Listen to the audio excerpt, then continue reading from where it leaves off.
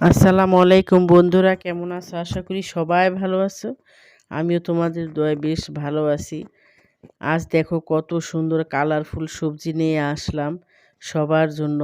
আজকে কোনো পিঠা, তারপরে মাছ, মাংস কোনো কিছুই না। আজকে খাওয়াবো, শুধু সালাদ বানিয়ে দিব।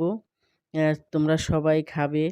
আর দেখো কত সুন্দর এম হলুদ, লাল, সবুজ সবকিছু মিক্স করে সবজিগুলি খুবই ভালো লাগছে।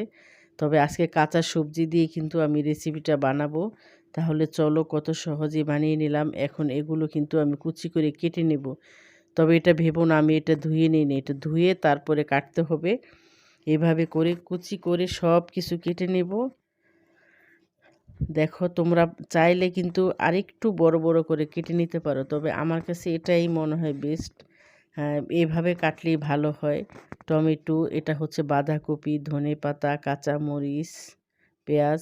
কাঁচামরিচটা আমি 2 কালারে নিয়ে নিলাম, দেখতে ভালো লাগবে, কালারফুল হবে এজন্য। এখন একটি বাটিতে আমি পেঁয়াজ আর কাঁচামরিচ দিয়ে তারপরে একটু লবণ দিয়ে এটা কষলে নেব।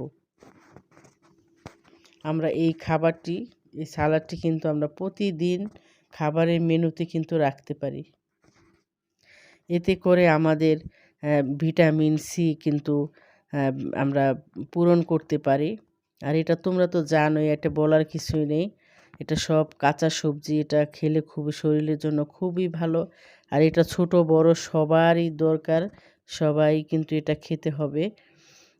আর এই শীতের সিজনে কিন্তু আমরা একটু কম দামে এই সবজিগুলো পেতে পারি আর পাওয়া যায়। তবে যদি যারা এটা বেশি পছন্দ করে তারা প্রতিদিন খাবে, এটা আমি আশা করব। এখন দিয়ে দিব ধনেপাতা। ধনেপাতাটাও একটু কষলে নিয়ে তারপরে নরম করে নেব।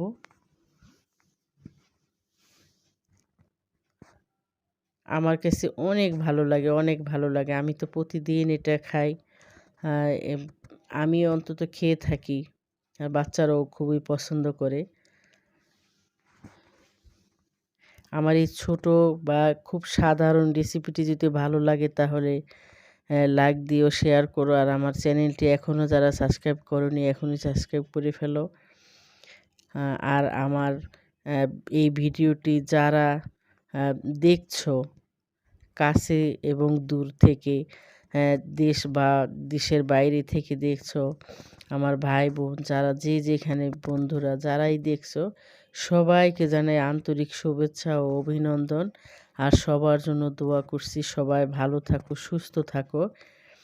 আর আমার এই রেসিপিটি দেখে বা আমার চ্যানেলের যে ভিডিওগুলি তোমরা দেখে কেমন লাগলো তোমরা অবশ্যই লিখে জানাবা। তোমাদের মন্তব্য বা তোমাদের কমেন্ট পড়ে তারপরে কিন্তু আমি রেসিপি বানাবো। তোমরা যদি না বলো তাহলে আমি উৎসাহিত হব কিভাবে, বলো? তাহলে আশা করব তোমরা আমাকে জানাবা। এখন এই গাজর এবং শসা, টমেটো এটা দিয়ে দিলাম। তবে এই 3টি সবজি দেওয়ার পরে কিন্তু আমি বেশি চাপ দিয়ে তারপরে কষলাবো না। এখন দিয়ে দেব সর্ষের তেল। আর এই ধরনের ভর্তাতে কিন্তু সর্ষের তেলটা খুবই যায় আর খেতেও ভালো লাগে। সর্ষের তেল না দিলে ভালো লাগে না। এখন একটু হালকা হাতে তারপরে মেখে নেব, যাতে করে এই সবজিগুলো গলে না যায়। ওদিকে খেয়াল রাখবো।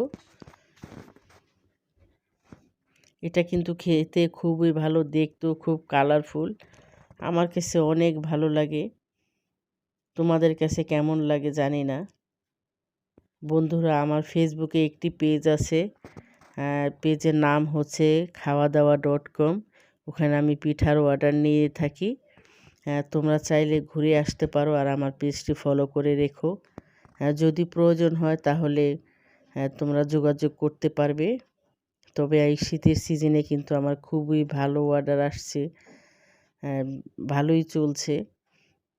এই দেখো, দেখতে কত ভালো লাগতেছে। আর এটা খেতেও কিন্তু ভালো লাগবে। তোমরা অবশ্যই বাসায় ট্রাই করবা, খাবা। তবে আমরা সালাদ তো সবাই খেয়ে থাকি, তবে এইভাবে বানিয়ে খাবা। আশা করি ভালো থাকো, সুস্থ থাকো, নিরাপদে থাকো। আল্লাহ হাফেজ।